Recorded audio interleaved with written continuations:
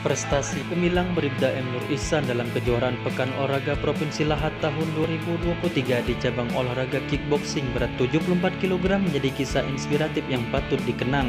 Segalanya dimulai pada hari Senin tanggal 18 September 2023 saat penimbangan dan technical meeting digelar. Bribda Nur Ihsan mulai persiapan dengan tekad yang bulat, tahu bahwa persaingan akan sengit. Hari Rabu tanggal 20 September 2023 menjadi saksi ketangguhan Bribda M. Nur Ihsan. Keberhasilannya tersebut membawanya melangkah menuju babak final yang akan digelar pada jam 2 waktu Indonesia bagian Barat. Pertarungan di babak final menjadi momen klimaks dalam perjalanan gemilang Bribda M. Nur Ihsan. Di hadapan penonton yang tak sabar menunggu, dia bertarung dengan penuh semangat dan kegigihan. Hasilnya dengan skor 8-6, dia berhasil mengalahkan lawannya dari Ogan Ilir.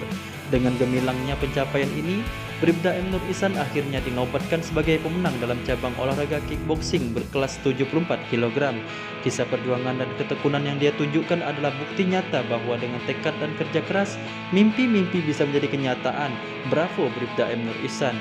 Bid Humas Polda Sumsel melaporkan.